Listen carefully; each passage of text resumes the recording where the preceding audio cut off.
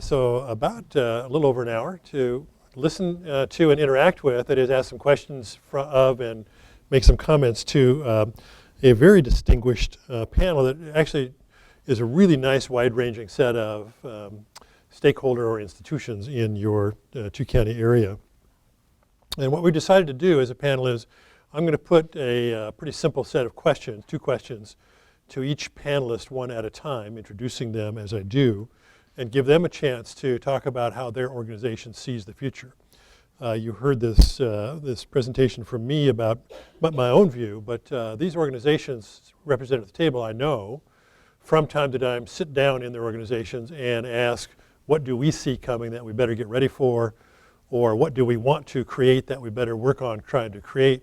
And so they have their own views of the future, and we thought that that would be a good place to start with the panel. So we're going to begin with Shannon, and I didn't ask how to pronounce everybody always pronounces my last name incorrectly, though Ken did not, Jonalyn did not. But Shannon, Affholter? Shannon. Vice President, Business Economic Development, Economic Alliance Snohomish County. So the question is, when your organization, the Business Economic Development, Economic Alliance Snohomish County, sits down and looks at, so let's say from now out to 2020, what is an issue or issues that you see yourselves dealing with? And when you look back from the perspective, it's a 2-part question, when you look back from the perspective of a few years from now, what is something that you and your organization hope to have achieved? What is a preferred future outcome or preferred future image that you hope to have achieved? So what do you see coming, and what do you hope to achieve in the next few years? Well, I think, everyone hear me okay? I think one of the things that, let me kind of start first with what we hope to achieve at the Economic Alliance Snohomish County. One of the biggest issues that we see for Snohomish County is really trying to help develop a unified message and a cohesive synergy that really brings both the private and the public sector together. One of the things that we really are dealing with is almost like a sense of apathy when we are competing not just with other states when it comes to economic development issues or workforce development issues or infrastructure investment issues into our region, but we're competing fiercely with the King counties and with the Pierce counties, with the South Carolinas and the Texas and the Chinas and the other nations. And one of our hopes is Snohomish County typically and historically has had kind of a challenge of really having a unified message where we can come together and really make sure that we're all on the same page. Obviously, we're all going to have some differences of opinion, and obviously we're going to have different ways of thinking how things can be done. But our hope is as we move into the future, because you talked about the change that is coming, when we look at the educational needs and when we look at the infrastructure needs for our region, for our businesses, the workforce is very mobile. And if we don't compete, and if we don't compete fiercely, the good paying jobs that you talk about, the good businesses that we have here in Snohomish County, they will go elsewhere. There is not an allegiance to Snohomish County. Our businesses who provide those good paying jobs don't have to be here. And we need to do everything we can as a region and as a group of folks from both the private sector and the public sector to make sure we're providing those investments so we can make sure we continue to thrive as a county. What we hope and what we hope to continue to do is just making sure that our elected officials, our leaders within the private sector continue to make the investments that are needed in Snohomish County. Our hope is that as we move forward, this county is seen as the leader of a unified voice, that we come together, and when the Pierce counties and the King counties and the Spokane counties and the other states look at an example of how a group of people can come together as a community, we want to be that example. We have great assets, we have great people, we have great organizations and great companies, and we can get that done. We just hope we can continue to move forward in that direction. Thank you. Shannon, I neglected to ask, and it could be that everybody in this room, and I might be the only one who does not know, but why don't you take 90 seconds to tell us what is the Business and Economic Development Economic Alliance, and I'll do the same thing everybody else. Sort of tell us who you are.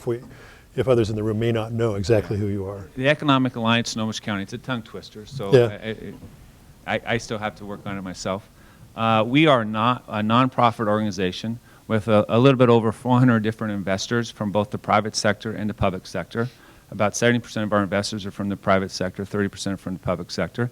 And basically our job is in 3 different areas. We work with businesses on economic development services and providing retention tools or helping them to expand or helping them to relocate into Snohomish County or within Snohomish County. We do a lot of work in the public policy side down in Olympia and back in D.C., particularly in areas such as transportation and educational investments into our region. And also we do a lot of work in connections, helping leaders get connected with other leaders, whether it's through educational events or networking events or different events that we have throughout the community. So we do a lot of work in that area of economic development and public policy work and connections. And our focus is just on Snohomish County. Okay, great, thank you. Okay, Sue. Sue Ambler will be next, CEO, Workforce Development Council of Snohomish County. And you might start with, tell us about the Workforce Development Council, and then the 2 questions. What do you guys see coming that has you excited or concerned? And if you can create the future, what does it look like? Okay, thank you. Actually, I don't think this is on. I'll use Nick's. Thanks, Okay. Nick. So Workforce Development Council, Snohomish County, Shannon didn't say this, so I'm going to say, we are co-located but strategically by both of our boards, that we are in the same building, which is pretty cool because we are able to act very nimbly, and it basically more than doubles the staffing that we have by doing that. Workforce Development, Snohomish County is there's about 600 workforce investment boards around the country. They were started by the Workforce Investment Act at the very early 2000s, end of the 90s, early 2000s. In this state, there are 12 of those, and they are regional with a population of over about 500,000. So the Snohomish County itself is a region. Like I said, we invest not only federal funds, but private funds. 50% of our funds are federal, the rest of them are private and other types of grants. And gosh, I think the biggest thing is that enough. We're business led. I do want to tell you we have about 33 people on our board of directors, and by legislation there are a certain amount of people that have to be on the boards, and then we expand those. But by law, we have to be 51% business led, private business, and those on our board are businesses that are the leading industries at any given time, where jobs are going to be now in the future. And so we have probably about 52%. We have public and private folks. Sno-Isle Libraries is one of the very few boards around the country. Cheryl Telford right here is one of my board members. We have some what we call the Costco model and the Starbucks model of career one-stop shop for employment and training. Those are called WorkSource centers. We have about 3 big boxes, big Costcos, where you can get soup to nuts, one-stop does it all. But what our board really is focused on is access, kind of looking at those Da Vinci's that may not come out, the access from Darrington to Edmonds to Monroe to Granite Falls to Lake Stevens to Stanwood, everywhere. Every library is a certified WorkSource center, as well as many other areas are certified WorkSource centers. Because the libraries and the librarians, and I'm a huge Sno-Isle fan, and they know that, huge Sno-Isle fan. I'm a user and hopefully not an abuser of all the libraries are very close to me. The Briar Library is my closest, and I love it.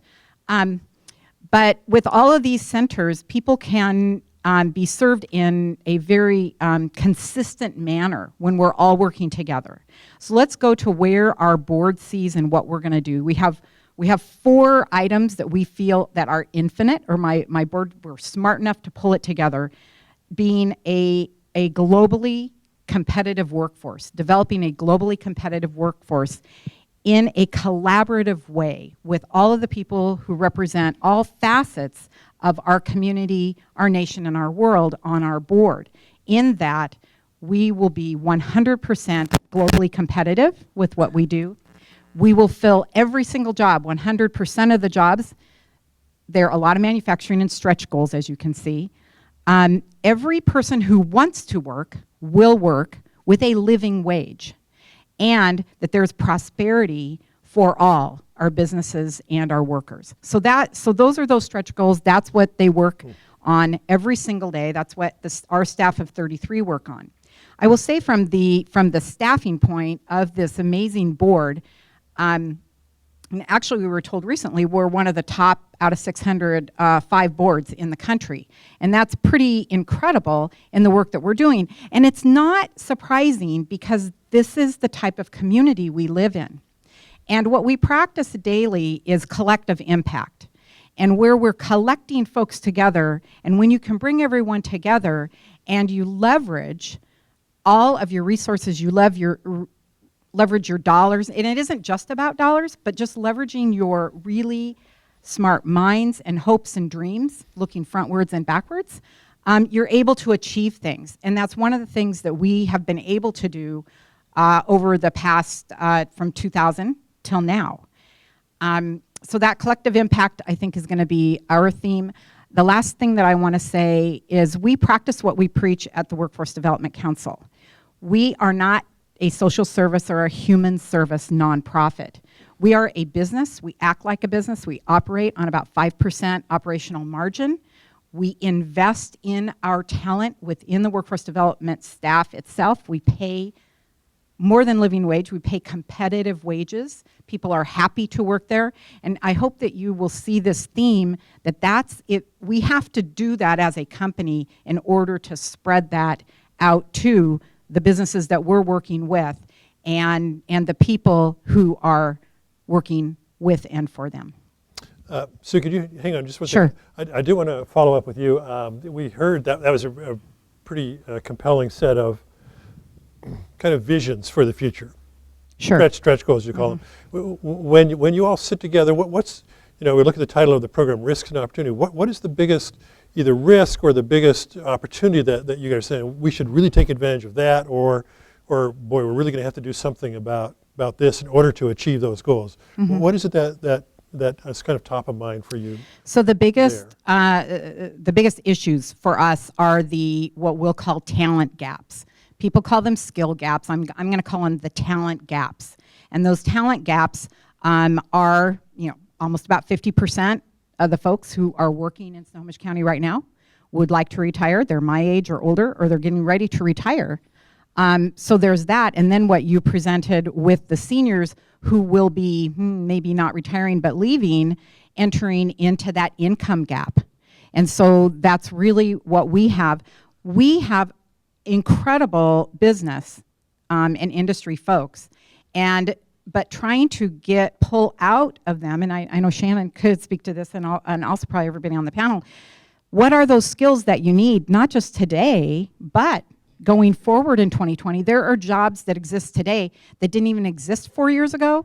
And so with the students in Edmonds School District, how do you tell an 8th grader what type of job is there going to be unless you provide them with that foundation that they do such a great job with? Reading, writing, and science, technology, engineering, and math. That's my pitch for that. Okay, great. Thank you. All right. Next is Nick Brossoit. Say your name.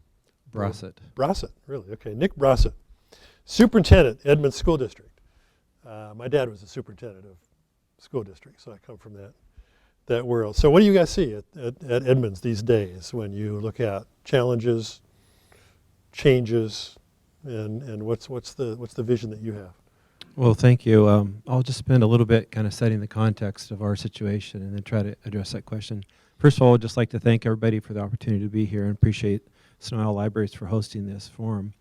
And the Edmonds School District is about 20,000 students. We're the largest school district in Snohomish County, about 10th largest in the state out of 296 school districts. And we have as much diversity in our school district as the state of Washington. We have schools with single-digit free and reduced lunch that might look a lot like Mercer Island, to give you an image. And we have schools with over 80 to 85% of the students on free and reduced lunch that will look like the Yakima Valley. We have over 85 languages in the district that don't include English in terms of our student population that comes to school. I like to, use a real quick metaphor to sort of set the stage what that would look like. If you're a kindergarten teacher, you'll have kids coming to school who are reading already. They're born into households that have a heavy emphasis on education and early childhood education, and probably are, hooked up 24/7 to the Sno-Isle Libraries, and those kids just grow up with those opportunities and a strong value of education. You'll have some kids that come to kindergarten who are just sorting through the alphabet. Maybe one parent at home or a semi-responsible adult just trying to do the best they can with the wages that they have and the opportunities that they have. Then you'll have a kindergartner who comes to school who doesn't speak English. The family maybe isn't even literate in their language other than English. And the teachers in the school system, we love all those kids. We accept them where they are, and we want all kids to reach high standards, and they can all reach high standards. But for that third student, it will take 4 years of intensive support to help them become academically proficient at the standards that we have for them on our school system. We did a survey about a year ago to find out how many people in our community, how many parents had internet access. 85% of our population has internet access that's available for their kids at home. 15% of our population does not. And with the program that you heard this morning and the rapid race towards smartphones and the internet and all that technology, I don't know as a society we're any wiser as a result of it, because we have a large group of kids born into households where they are being left behind. And as a school district, therein is our challenge. We're trying to figure out how do we help bridge that gap for students who aren't born into a situation that they get to pick, but they're a victim of it in many ways. And how does this public school district that cares about all kids provide that opportunity? The achievement gap, if you look behind the achievement gap, it's an opportunity gap that a lot of kids are born into. So how do we close that? If a family can't make a wage and an income and have a standard of living that supports themselves and their family, their kids inherit that. Public schools reflect what's happening in the public, almost to the same degree and the same proportion. So when we deal with kids that come to school and they're born into those situations, we can't change that situation, but we do everything we can to upset essentially the equilibrium in that situation so that the student has the knowledge and the skills that they can use to be successful. And that is our challenge. The risk and the opportunity is there for all kids learning at high levels. That's our vision. It's not just 85% success. If you took 100 kids on a field trip and brought 85 back, would you consider that successful? So we want all kids learning at a high level. But the challenge to get all those kids to that level is quite different, and that's really where we're at right now. We were one of the districts that sued the state, and we won. And we're waiting for this legislature to respond to a Supreme Court order to make a significant increase in K-12 funding. We know which kids need the help. We know how to support them. Surprising maybe to some of the audience, we never wanted to leave any kids behind. With the No Child Left Behind Act, that was just ridiculous. We've known who the kids were for a long time. We do a lot to close the gap. We've cut $50 million out of our budget in the last several years. We've increased graduation rates, we've reduced the dropout rate, and our student scores on the SAT are not only higher than the nation, they're higher than the state, which is the #1 state in the nation on the SAT. So we've got evidence of positive progress, and we've been as efficient with every resource as we can. But there's only so far you can go when kids need that kind of additional support and scaffolding. We had a student last year, and I'll pass the mic to my colleague to the left. We had a student last year that was studying by flashlight because the family couldn't afford to pay the power bill. And we want to talk in certain circles about the information age and technology age and the advancement of all the innovation. We have such a disconnect between the haves and the have-nots that the haves from where they sit don't even see some of the kids and the have-nots that we're talking about. And the definition of parent and student that most people carry in their minds is so far from the reality. It's almost a different conversation with people who don't understand. Not even that they're ill-intended, they just don't understand what the challenges are for some of our families. And I'm just thankful that we have the staff that we have and a very supportive community that cares in large part about every student being successful, and a board that walks its talk with respect to all kids learning and at high levels. So thanks. Great, thank you. Thank you. Next is Mayor Dave Earling from the City of Edmonds, and he wears two hats this morning. One is as the mayor of the city, and the second is a member of the Sound Transit Board, so he might talk from both perspectives. Well, good morning. It's a delight to be here, I think. We'll see how I feel in an hour or so. Having this sort of dual role that I play, that is the mayor of a city. And by the way, a lot of people think of Edmonds as this small little seaside town. We're the third largest city in Snohomish County. We have about 40,000 people in our community. We are behind only Marysville and behind Everett. One of the challenges I have faced when I came into office was to not only think about my local community, but how that local community plays and functions in the region. I firmly believe that if you're going to be truly successful as an efficient elected official, you need to have a broader view than just the property lines from corner to corner, as it is in my city, City of Edmonds. People think of our town, I think often, if I could characterize it, as that small little cute town down on the waterfront. Well, 40,000 people don't all live down there. And that's really the bigger picture that I try and work with if I'm thinking about how our city functions. For instance, one of the things that I'm terribly interested in, yes, I want to keep our small town atmosphere, but I got to looking at some numbers, and I'll just throw them at you. I had my staff do a 2012 sales tax analysis on Highway 99 versus downtown Edmonds. Highway 99, which oftentimes people say, oh, geez, a bunch of car dealerships, there's buildings that should be taken down, it's just an eyesore, it's a blight. Well, the sales tax for that strip in Edmonds generated last year $1.59 million in sales tax revenue. All of downtown Edmonds generated $270,000. Now, that's not putting down the downtown area. There's a different mix of businesses. But when I hear people talk about, gee whiz, we got too many car dealerships, what in the hell do you think we got the $1.59 million from? So I'm for expansion of auto dealerships if I can find them. Nonetheless, that puts a focus a little bit differently than some people might think of the city of Edmonds. And so one of my goals over the next few years will be to begin a process similar to what we've done in Shoreline. If you go through Shoreline now on Highway 99, especially the bottom two-thirds as they're working their way north, it's rejuvenated.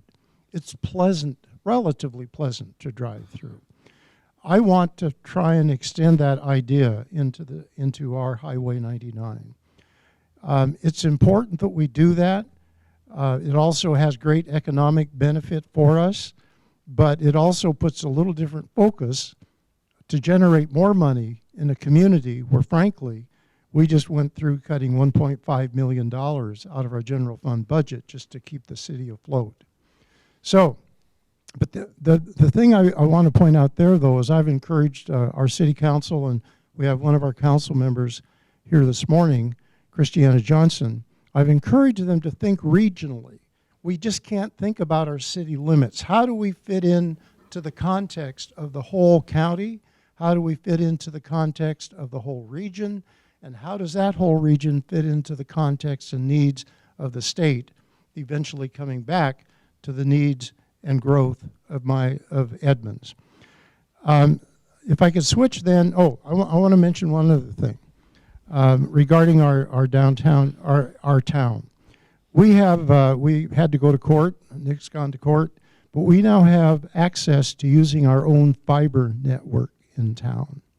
That means high speed. That means potential for technology coming to our city. And we've actually been very successful recently in attracting some of the high tech because of that fiber access that we can now provide. So that's a longer range thought. Regionally, in talking about sound transit, you've already heard Shannon talk about it. We need to provide an integrated transportation system so that we can move people looking for jobs and doing jobs around. Yes, people beat up on light rail. Yes, people beat up on commuter rail. Lots of people beat up on sound transit, but it is in fact a key to our regional development. And we all need to recognize that, even though we probably won't have light rail to Linwood until 2023. It just takes that long for this to happen. So I try and think regionally, but how regionally then we help ourselves become competitive within the county, but then we also have the greater advantage of competing with Shannon's group and others. How is it we can really extend our footprint nationally and internationally? And the Alliance, by the way, has done great progress in that. I'll shut up. Good, thanks. Thanks, Dave. Okay, next is Brian Leonard, Vice President for Sales and Marketing at Dillon Works, Inc. Tell us about Dillon Works, and then what do you see from the company perspective when you look forward, and what's a vision or a dream that you all have? Good morning. Thank you for having me. I feel personally I'm a good demographic for this crowd. Mailing address in Edmonds, School District in Mukilteo, 4 Kindles in the house, use the library up in Orcas. Dillon Works is in Mukilteo. Mike Dillon, the owner, was born in Ellensburg, so good connections here. Dillon Works, for those of you that don't know, is over in Harbor Point. You can't miss us. We have the world's largest paper airplane sitting on top of our building. We put that in homage to Boeing. We're in the flight path. So just we're a little irreverent at times, but we are a custom design and fabrication company, and we specialize in the design and fabrication of literally almost anything, including a 35-foot tall rocket ship for Hong Kong Disneyland. We're currently working on a $120 million ground-up Baptist church in downtown Dallas doing the children's ministries theming. We're also working with Ralph Lauren's daughter, Dillon Loren, on her rollout of her Dillon's candy bar stores around the country. So we're a bit of an anomaly in this crowd, and I'm not going to have any comments about the municipal macro perspective, but maybe from a bit of a smaller approach. I think challenging for Dillon Works, particularly with kids in technology, is keeping up. We've had a lot of new hires of design staff in our building in the past year, and they think just because there's a new version of the software, we have to get it. And that doesn't, I mean, you know, at a grand a seat for AutoCAD, that adds up for 10 designers pretty quickly, so we have to be careful about how much we spend and whether it's appropriate, and just because it's new, is it really going to get something for us? That's one. Another one is balance. That seemed to be a word that jumped out to me in a lot of contexts during this. Oh, back on the personal part, bad demographic for me is I got every single one of your questions wrong. So I don't know if anything I say is going to have any merit based on that, but balance did pop out a lot. One of which, particularly with Dillon Works, is we have quite a few older staff members that are on the how do I phrase this? Yeah. I'll just leave it at that. No, they're behind the curve on learning the new technology, yet they have all the wisdom and knowledge and experience to share. The flip side of that is we have a lot of really young kids fresh out of school that it's all about technology, know how to use the technology, but don't really know how to build things. So there's this balance between age and experience and technology and collaboration that we're trying to figure out what the best mix of all of that might be. Another balanced one that is personal and professional, and I'm not sure how everybody might react to this, but the 24-hour connectivity. When I have a 12 and 9-year-old kid at the house and we're balancing homework and my wife works and we're cooking dinner and all that, and we get a phone call at 8 o'clock at night from a client or someone that works for us, that to me is a bit of a balance issue that, you know, happy, healthy, rested employee makes for a better product in the end, and I don't know how that's going to manifest itself in the future. I don't necessarily consider that an opportunity. The technology collaboration definitely has a lot of potential for opportunity for us, but that other one I'm not so sure on. Good. And I think that's very, very, very interesting. We'll come back. I've got some more questions for you, but interesting. That's a very eclectic set of design challenges that in terms of the stuff that you do. My goodness, interesting.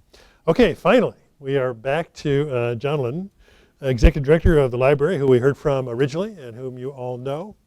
but we're going to ask her the same question now. When they say, I have been personally invited to work with libraries from time to time. Everybody who's in a library in the last 20 years has been asking, what is our purpose? What are we going to do? What is our role going forward? And I know you're having these conversations pretty continuously. So what are the issues that you see when you look ahead from the library perspective, and what's an aspect of the vision that you dream about? Well, first, I just want to relieve Brian of some shame. I didn't get many of those questions correct either. So libraries, if we're not understanding, I don't know. For us, I think there are a number of issues that we're looking at right now, and Glen had mentioned one pretty early this morning, and that was the whole issue of digital natives and what that means to us in our communities, because we do have this tidal wave of people coming in, or young people coming in with certain expectations on the equipment that we'll provide, the band width that we'll have, and also the expertise level of our staff. And we're dealing with folks who have never used anything but a smartphone. And at the same time, that's complemented with also our community aging. And how do we meld those two groups and be able to provide really excellent customer service? And I think a big choice that we look at all the time is to try to decide, to figure out, when do we get rid of the old stuff? And whether it's an old worn out book or a PC that we purchased with public funds 18 months ago that really isn't doing what we need it to do. So those are really questions that we're looking at all the time. Another thing, or another opportunity that's really come up, is the whole increase in distance learning and what that means for public libraries, and I think probably what it means for public schools and school libraries as well, and how we change and adapt to be able to support those new learning communities, who I think come to us with some pretty high expectations, and I think they deserve us to be able to meet those expectations. A third issue that we're working on now, and really has been in the strong tradition of public libraries, and that is early literacy and early learning. And we are adapting from thinking of ourselves as picture book readers and storytellers now to how do we help children at a very young age gain some literacy skills, but then not only addressing young children, but their caregivers. And as Nick mentioned a little bit ago, it's not maybe the mom or the dad that we only need to focus on in the demographics that we're serving. And so we're looking at new ways to do that, and new techniques and new locations.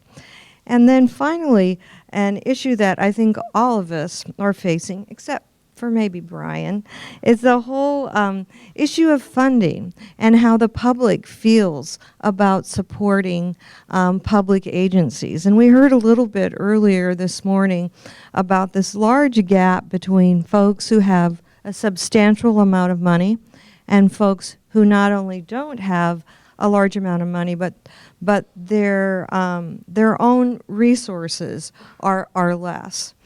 And so how do we, in a large community, enter into strong engagements to see improvement, and at the same time they're being distressed by the public in terms of paying for public service? And I think that that's a big struggle for all of us that are relying, at least in part, on public funding. So if I was to look at what I see as our future image, I see us as a very nimble customer-focused, tech-savvy community of libraries. We're no longer a large building with hundreds of thousands of volumes in it, located in one place, with staff who check in at 9 o'clock in the morning and leave at 9 o'clock at night. And we need to be a much more mobile, interactive community member. I see us also as being a cultivator of the knowledge community, and doing that by not only providing hardcore collection, whether it's digital or in print, but also participating in a deeper sense in learning and exploration of ideas, and whether that's through self-discovery or assisted discovery with a staff member. I believe for the public library to really thrive, we continue to need to walk and to talk and to act as the place where democracy and civic engagement and public discourse happens. And I was one of those folks who raised their hand earlier this morning when Glen asked us to say whether we were an optimist. And I'm a very optimistic person by nature, and I believe that this is an incredible key role for your libraries, for us to really continue to hold on to that territory of democracy and civic engagement, and to work with our communities to build really strong and supportive communities. And then finally, I think regardless of the stage of life that a person comes into one of our buildings or connects with a staff member or views this over the internet, is that our role is to, and our image, I believe, is to contribute to the success as individuals, and also for us to contribute to the success and well-being of our communities. Great, thank you, thank you. So now we have a good baseline from everybody. I'm going to, at this point, invite anybody in the room to ask questions or make comments. We'll see how much engagement there is at that point, and then I might come back to the panel with some questions. But I'm also going to invite the people on the panel, having heard each other, to, as though you're a member of the audience, ask each other questions. If you've got a question that you want to put to somebody, feel free. But let's do that for a few minutes and see where we are. So who has a question for one of these people or for the group as a whole? Yes, ma'am. Kind of a comment and a question, because towards the end of your speaking, Glenn, I was thinking as a city official, how do I take this information and help my city to grow into the future with this aging population, with the technology, and thinking of the span of who I have in front of me, knowing the important part that libraries play, the important part that private industry plays, community transit, but how do we do that? What are maybe some, I heard you, Dave, talk about, just even the lines, whatever you call that. Rail line. Yeah, no, for the internet. Thank you for mentioning that. Anyway, just kind of, what are you guys thinking about communities? Because, we're basically have been a rural, our history is a rural county here. But what I see is we need to become more where, in Arlington, I feel like we're growing towards a sustainable community, jobs, schooling, living close to town, being able to walk to things. So do you see that shift happening in our towns here? So people don't have to drive everywhere, for one thing? You want to try it first, Dave, and then maybe on this end. And of course, given a half an hour, I could have talked a half an hour. One of the focuses I have in my community is to try and help have the community understand the value of walkable neighborhoods. I'm from Spokane. I could walk everywhere that I needed to go when I lived there. We have several smaller nodes around the city that could develop into really vibrant local neighborhoods. We need to find out how we can draw the interest together on the part of people that will provide the bodies for it. That is the living units that we need to have around some of the nodes that provide banks, that provide stores, that provide services, that provide restaurants. I think that's, there was a joke made this morning by Glen about the environment. Hey, we talk about the environment a lot in Edmonds. We're really trying to be sensitive to that. We just received another award for our environmental sensitivity. I'm interested in the fiber for a very specific reason. One, that it's going to be good for my community should we be able to move it around the community, because it'll provide more income for the city, which is always a good thing. But beyond that, it gives us an advantage having a local fiber network as opposed to a larger fiber network. And the last comment I'd make is terribly important to me, and I've already said it, that we put together regional projects so that we are thinking together. Light rail will run, the spine will run eventually from Everett to Tacoma. The commuter rail line now runs from Everett actually to Lakewood. My view on commuter rail is we should be thinking further ahead, that we should be thinking about Mount Vernon to Olympia. So it's not just paying for and building the line that's currently funded, but it's how can we expand it so that we pull more of the region together. And that gets away from your question on Edmonds, but there you are. Can I ask you a question about the fiber thing? I'm just personally curious. You said you went to court to be able to use the fiber or do your own fiber. Just what does that mean? I don't know all the details. It happened before I got here. Okay. But there was a lawsuit with I guess a conflict between who owned it and who didn't own it.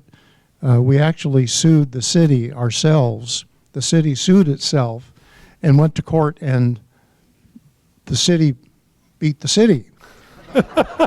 So we now have access to any part of the fiber system that we can build out.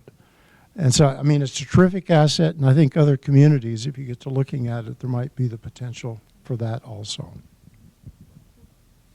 How about on this end? I thought that Sue, you might, or Shannon might want to respond to the kind of issues as well. Do you want to respond first? I can go ahead. I'll go ahead. So looking at community, and I know that Arlington is a great example of looking at the assets to leverage around the community. They had a big layoff with Meridian Yachts. They came to the WorkSource folks, which is us, and we responded and created an amazing relationship that we have with many cities in the county. For a sustainable community, what we know, and through the Office of Public Superintendent of Public Instruction, we can get that data. So one of the things I want to say is that data can be our friend and really inform us so that we're not constantly reinventing the wheel, is that our kids who participate have the opportunity to participate in career and technical education from middle school to high school, more than likely are the ones who are going to stay in your community. They're the rock solid basis of staying in the community. Those funds continually are being cut throughout the United States. The apprenticeships, internships, technical schools are not promoted as much, even though we are in this manufacturing community, they are not promoted as much. I continually hear over and over and over again from counselors that they are continually promoting 4-year degrees. I'm not saying that that's a bad thing, a wrong thing, or anything like that, but then there's like this gap that I'm seeing in a sustainable community to have people stay in your community, because I know my kids, you send them away, and a lot of times they don't come back. You know, maybe they don't want to come back, and that's a choice. But giving those opportunities, like Edmonds Public Schools is giving those opportunities along with Arlington. And so there's got to be a balance, and there has to be a reality of access for every child and every family from K and all the way through 20 or whatever. But we continue to have kids only saying, I'm going to go to a 4-year school, and not looking at what is in their immediate community or the region for their future jobs. Go ahead. Sure. Well, I think to your question on what to do, how to build that community, I think City of Arlington is a great example. I mean, I know Mayor Tolbert's doing amazing work up there. The work that you guys have just done with the workforce training, with the local school district, the Arlington School District, with Everett Community College. I think John Bonner's still here. I mean, that coalition that you built up there for the work, I think, is a great example that we can continue to use elsewhere. And I think, in working with the other mayors, Mayor John Aaron out of Marysville, Mayor White out of Stanwood, I think to Mayor Earling's comment, the importance of not just local communities looking within themselves, but looking within the different organizations within their communities, but outside as a region is very, very important, because we can learn from each other. There are some communities down in Edmonds, as the Edmonds School District is doing amazing work there with the Edmonds Community College as well. There are places throughout the county who are doing great work that we can use as examples that we can do other places as well. But on top of that, if you can really develop those alliances, we do become more powerful. And that's really what we hope to accomplish. And I think Arlington's doing a great job, and it has provided a great example that we continue to learn from. Great, great. Nick, can I ask you a question? We'll come back to the audience. I'm just thinking from the perspective of schools. There was a great description of the complexity of the student population, even though if you just look at the numbers, it's not the most diverse of counties even here, but it's the diversity is just amazing. Given who's in the room, given who's on the panel, if you were going to, so this is a surprise to you, if you were going to fill in the blank and say, what, a couple of things that I would really, we in the school district would really like to get from or have these people do, or an involvement we'd like from these people, what's in that blank? What in order to really take your mission at the school is where it needs to go. What is something, boy, if I could get you all to do, what is that? Well, it's a great question, and I need to apologize in advance for my answer if I offend people who aren't in the room with it. I actually don't think there is a problem in the local community.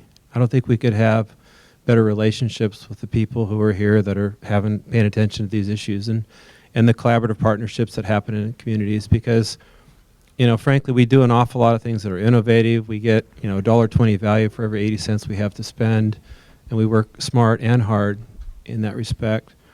But I think sometimes we don't see maybe the distance or some of the gaps that exist because they seem so large. Washington is a beautiful place to live. If you've traveled around, when the sun's shining here, the blue skies and the trees and the water, it's just a glorious place to live. That's not missed by some of the largest corporations in our economy. It's also one of the 7 states that has no personal income tax, right? It's a great place to live if you have a lot of money. Look at the policies in the state of Washington. Look at the tax preferences that have been given out over the last 20 years. $26 billion a year that we're not collecting, that we're electing people who are real quick to give back and not real quick to be accountable for public policy and what we're asking as citizens the state to produce, but we're not willing to pay for. Okay. Look at the STEM conversation that Sue talked about. Kids that graduate, we want them to go into science, technology, engineering, and math. I'm the proud parent of 2 kids. My son, who graduated from one of our high schools, scored a 29 on the ACT, which put him in the 95th percentile nationally. He's deaf, which is a real accomplishment. He's in college right now in a chemical engineering degree program. It's not in Washington. He was offered more money, $26,000 a year, to go to college in New York at Rochester Institute of Technology. It would have cost his mother and I more money to send him to the University of Washington to pursue a chemical engineering degree than it is to send him to New York. And you're correct. He'll probably meet his spouse and he'll probably be employed somewhere on the East Coast just based on that proximity. In the state of Washington, what is the pathway between K-12 and higher education and the wonderful business communities that live in the state of Washington that always slap their hip and want K-12 to do something different because we don't produce the pipeline that they want? We produce the pipeline. The water in the pipe leaves the state. because it is not seamless to go from K-12 through higher ed to be employed. We could have the most innovative path from school to work in our state, of any state in our nation, if we would figure it out. But right now, everybody sort of circles around higher education lobbies and rallies for higher education issues. The big business community, not the neighborhood businesses, they rally to do what's in their best interest, which I think you saw in your chart, isn't always looking at what's best in the greatest interest of the population. We have the highest SAT scores in the nation in the state of Washington, and we're ranked 46 out of 50 states on per pupil funding. And I don't know why people aren't more energized about that issue. Should we have had to sue the state? Should there be an argument with some lawmakers over whether or not they're going to comply with the Supreme Court order in the state of Washington? Why is that even a conversation? I mean, we should be angry about those issues. Why do we talk about building another university that's just like the other ones that we have? Why don't we build a technical institute in Moses Lake and have it be the draw for STEM-related careers? And businesses could draw from their backyard of kids who are very capable that want to go that direction. We had hundreds more kids who wanted to take computer science at the University of Washington than they had seats available. This is in the newspaper. You can find this information anywhere. So it's these macro community questions and these macro community challenges that we got to get our hands on. And again, with all respect for present company and probably nobody in this room, we continue to elect people who tell us what we think we want to hear, not what we need to hear, and that there'll be no cost to it. We make all kinds of promises, but without talking about the infrastructure necessary to accomplish it. And most people are really well-intended. They want good things to happen. They care about other people. You go to a service club meeting, everybody there gets it, but people don't feel like they have the authority or the influence to change that system. And that's what we do. We keep rattling around within that box. And that's the box that we have to change. So I don't know who needs to hear it, but it needs to be at a different level. And if you could get the people from really big businesses together with higher education and K-12 and people from the public sector and talk about the real issues and not just the assumptions that people apply to what they think the problems are.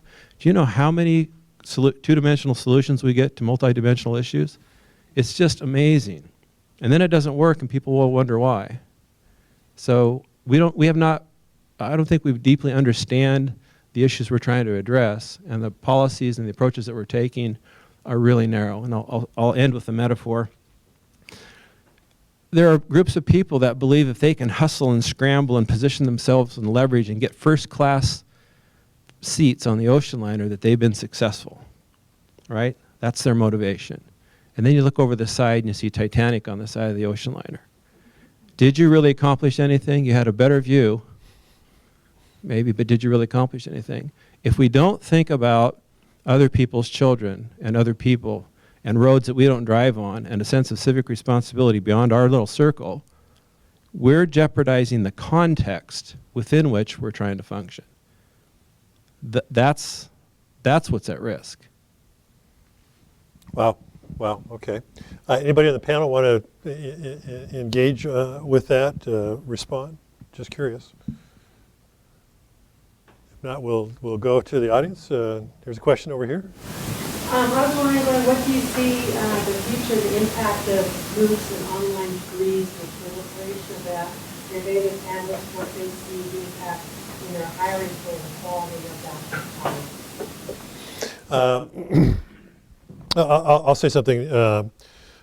Nick, you might have some thoughts on that too.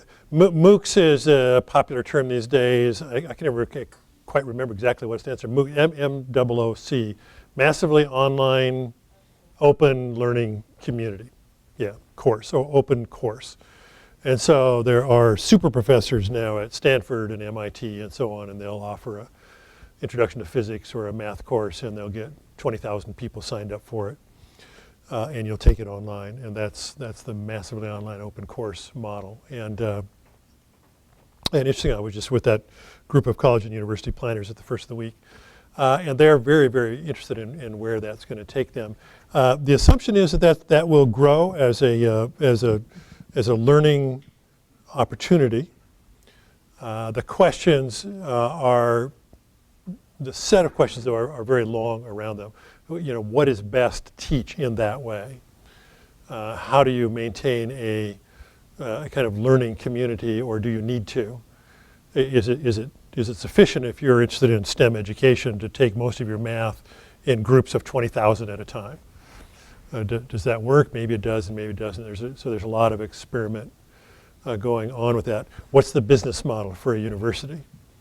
Right now, there was a study we just published we just saw it in the Seattle Times last week or the week before. Some of you probably saw it. The community colleges of this state commissioned a study. Anybody here from community colleges? Commissioned a study of online courses. They studied, I think, 450,000 different courses that have already been taught online, and the conclusion they'll come to is the conclusion they came to was that it tended to exacerbate the performance difference between high performers and low performers. That if you were a high performer, you did better in a massively online course, but if you're a low performer, you did worse in an online course, which raised some red flags for people getting that. And the other thing that the article noted is that so far for Washington State community colleges, it's not any cheaper to teach their courses online than it is to teach them in person. But people are really wrestling with that model because of what we see from an author like Byron Reese and everything that's going on. It seems inevitable that more and more learning will happen online, and that institutions will try to figure out how to organize that. The second thing that's clear is that more and more learning will happen informally. And I think this is the biggest challenge to universities, and to some extent technical schools, but certainly universities, is at what point will a certain set of the digital native generation just decide, I don't need that credential, I don't need that degree, I don't need that $120,000 expense. I can learn everything just as well online, and then go prove it to Dillon Works and say, I can show you my portfolio. I don't have a degree from State Tech, but I can show you my portfolio, and you think, yeah, that'll do. And that's the question that they're really wrestling with. Where I think it'll end up, because it's the only logical thing, is that you go out 5 or 10 or 15 years, and we will have created some kind of hybrid of what we now, the way we do education now, and what we can do online, and that most institutions and most students will do some in a more traditional way and some online, and there will be all kinds of hybrid models. There's lots of opportunity, but it's pretty confusing right now. How is online learning impacting K through 12 already? Back in the day, I know Edmonds was a pioneer in some online learning. We have e-learning now. Yeah. We have a small, actually still relatively small population of about 200 students out of 20,000 who choose e-learning as part of their program. Oftentimes it's driven by family or personal learning preferences or needs that they have. Some of the students are working to survive, and this is the way that they get an alternative experience. Probably the distance learning, I think that goes back to the question, is probably more relevant for smaller communities where you don't have the concentration of resources. If you're an OMAC and you want to take a really advanced high-level foreign language and you don't have enough population in the school to offer it, then distance learning really opens up educational opportunities that wouldn't otherwise be available. In smaller districts, therefore, the distance learning is really important. It is actually happening probably more so. And but in our community, e-learning is more of a learning style preference than it is access to any particular curriculum. Mm-hmm. And as the net becomes higher speed in Edmonds, and as it becomes more visual and more three-dimensional, then some possibilities open up for more. You don't predict that at a distance. That is, you can see people. You're interacting with the actual people rather than just text on a screen. Yeah, we found there was a quality control issue, and you're kind of actually touching on something that's pretty hot topic right now in our state. The legislature has gotten more interested in school districts that have a larger population electronically than they do in residents, that are offering e-learning experiences with no residency required at all. Producing graduates in many situations, because there's a real concern about what's actually happening in terms of the quality of the program. We have found that there still needs to be face-to-face time with a teacher and a student, and that works really well and maintains the quality. They're earning literally the same credits and meeting the same standards that students in a traditional school are meeting, but they're doing it with some face time and some meeting time, which really keeps the quality high. high. If it's just distance learning, there's questions about that. There's a reason Yahoo called their employees back to the office. Yeah, I've been being asked a lot about that. Everybody knows about that, I suppose, in the room, that the CEO of Yahoo said. Well, I can respond to Everybody that. back here, but please do. I can respond to that. At the Workforce Development Council, we have what we call a customized work environment. Every single one of our staff members, from accountants to myself, can work anywhere because of technology and whatnot, but we do training around it. We have values around working from home, working from Starbucks, working from wherever you're going to be working. We do that, but we make it a point that every single Tuesday, if you are in the area, you are in our office, so we can maintain the culture. And I think that that's the question. That's the answer that I want to say about the online degrees and whatnot. I'm a recovering community college advisor, because I'm not going to do it again. My colleague Amy Purcell is also from education and from community and technical colleges, and she's a certified K-12 teacher. And learning the subject matter, when I have because I'm a business, right? So I do the final interview when anybody comes into our office. When I interview, I'm not interviewing for those technical skills, because those have already been screened. They have degrees. They show in their resume and the other proof that they have in portfolios and whatnot that they have the skills that we need. I need to know whether or not we're going to be a good fit for them, and they're going to be a good fit for us. And we invest a lot in that. I think from and we support a lot of distance learning through the Workforce Investment Act and other funding that we have. I think what it does that Nick referred to is there's not an exclusiveness about it, so that the people all over our communities and our state and our world are actually able to get the knowledge. It's an inclusiveness, it's a diversity, and it really applies to persons of othering abilities. I am dyslexic. I am very dyslexic. How am I here today? I cannot do an online class. I can tell you that I cannot do it because of my learning disability. But that's okay. I have my choice or my learning style that I work with. The teachers in every single classroom, whether it's online or face-to-face, are dealing with different learning abilities and choices of how people want to learn. And this is giving those opportunities. But where do you learn a culture of collaboration, and where do you learn how you're going to be working together? That's what's most important at our company.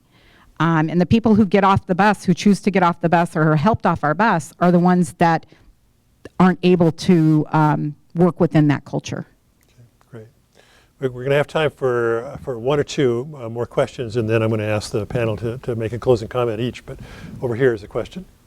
So in terms of the employment side, obviously all of us in all of our industries, we're concerned about the future of our current staff as well as staff we're going to bring on, kind of like what you had just touched on.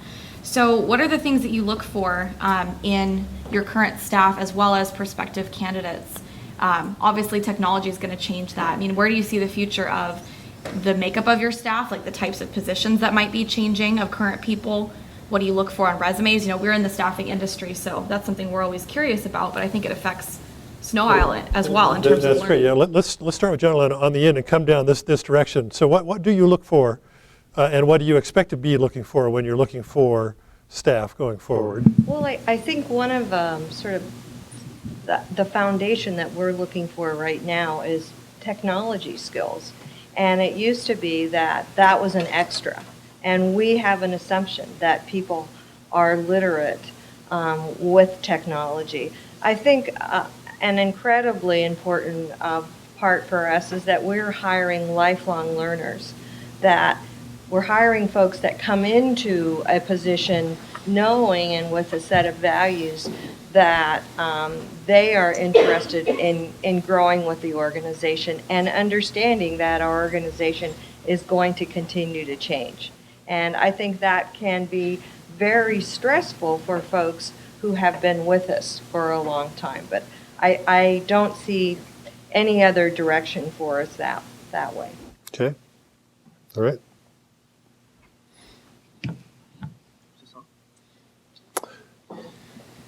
We're a bit of an anomaly, as I explained earlier, and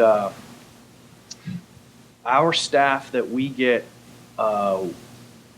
as much as we would like to pull them locally because of what we do, Big Blue overshadows the requirements for students and what they offer to most companies here. So typically, we're looking for folks out of design school, architectural programs, theater, art. In the past year, we've pulled someone out of St. Louis, Orlando, and LA to come work for us full time. And I personally, professionally, would wish we could do it from here, but the skills are so unique for what we do for a living, it's really, really hard for us to find people to do that. Okay, all right. How about at the city or in the transit authority? Well, we're currently trying to hang on to as many employees as we possibly can with the budget cutbacks. Seriously, just so you have a clear picture, the City of Edmonds has one of the lowest per capita staff to population in the Puget Sound area. We have a staff of about 200, right around 200, maybe 190. But when we're hiring, to get to the answer to the question, one of the advantages, of course, is that you have the opportunity to look far and wide. We just brought in a new IT director. We found him in South Dakota. So it doesn't have to be local. If we can hire local, I prefer to do that. But we're looking for people with a certain set of skills, and this gentleman from South Dakota fit great. The final point I want to make in getting back to what Sue said is that it's important to me, whoever we hire, fit into the culture of the city. We have a staff that works very well together, generally speaking, and we want that to continue. Okay.